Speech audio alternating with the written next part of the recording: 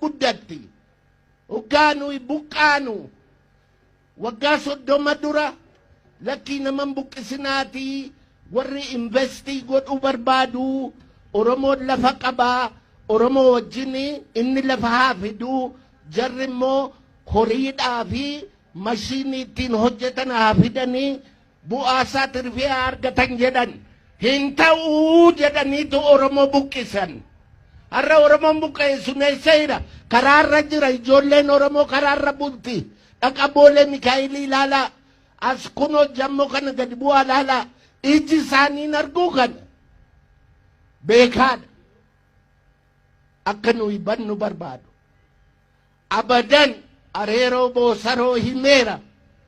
Hin citu hin ciccittaa hin badu hin babbaddaa babbaddaan farsoo dhuddii badiin biddeena nyaattii badii ga'ee beekee walii wallaaluu didaa'e. Areero booraro boosaro Oromoon hin citan jenne hin citu wede.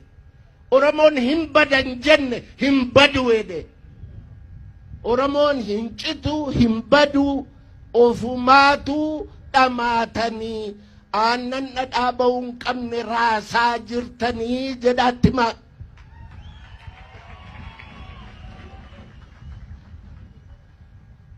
Oromoon lafa duwwaa miti kan inni dhabe arraba ittiin miidhaa isaa himatu illee hin dhabe hin beeytu amma OMN dhuguma propagaandaa kunoo karaa Somaalee nuyi afaan Oromoo reediyoo dubbatu dura Moqaadishoo irraa dhageenye Haile Sillaaseen kan inni afaan Oromootiin Harargee irratti faraqaa afaan gaallaa jedhanii calqabanii fi propagaandaa Somaalee ittiin dhowwuudhaaf calqaban malee Oromoodhaaf dhimmamanii miti.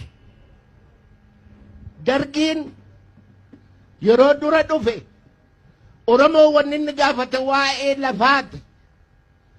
Lafti kan Oromoo haa ta'uu, lafti kan abbaa lafaa haa ta'uu gaafate. Isaanoo maal godhan? Lafti kan mootummaatii jedhan. Mootummaa sanatti kan Oromooti. Argitanii beektu mootummaa Oromoo Itoophiyaa keessatti hin jiru. Takkaan argine yan.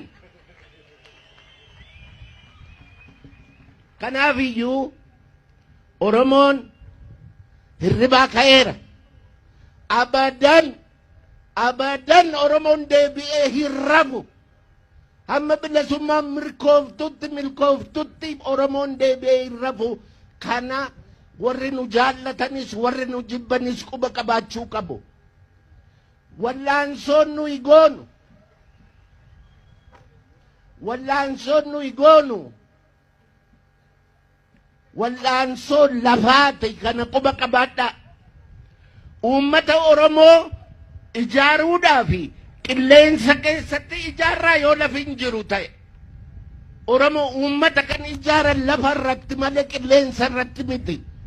Lafa hundumaa fudhatanii fixanii lakkii sinaqaa qilleensa irratti ijaaramaa yoo nuun jedhan hin ta'u. Qilleensa irratti nama ijaaramellee arginee hin beeknu. Kana quba qabaachuu qabdu. Biyyi kun lafti kun dachiin Oromiyaa yoo Oromoodhaaf hin taatu taate abadan alagaadhaafis hin taatu kana quba qabaadhaa.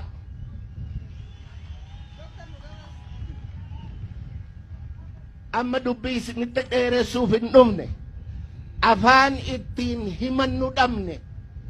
Afaan ittiin himannu kun kan Haile Sillaaseen propagaandaa Somaaleetii ittiin loluudhaaf dhaabe faraqaa afaan gaallaarraa kaatee akkuma amma namichi kun isinitti himu warri dargiisi afaanuma Oromoo kana hamma tokkotti fufanii har'a yoo argitan reediyoo duwwaan FM reediyooni 50 caala kan biyya kana keessa jiru. OBN immoo afaan biraa yoo haasa'utti ka'eera. Isa kan Oromoo yoo haasa'e hin fixin.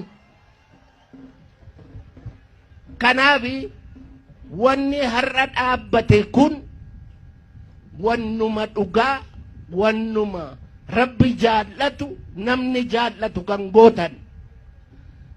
Lafti isin argattan kun waan guddaa isinitti hin fakkaatin dacheen Oromiyaa bal'oodha. Televizyiniinis, reediyoonis, miidiyaa wanni jedhamu kun 500 yoo dhaabbateyyuu Oromiyaa waliin ga'uu hin danda'u.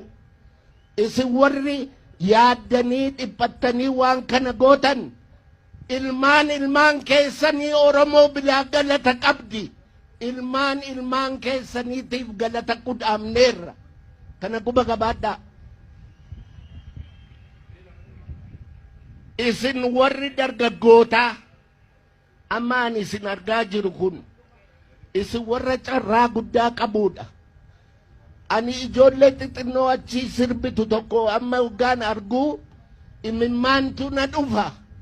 Maaliif jennaan maali gaafa ani umurii ijoollee xixinnoo sanaa ture nama afaan Oromootiin akkana dubbatu utuun argeera ta'e yoona ani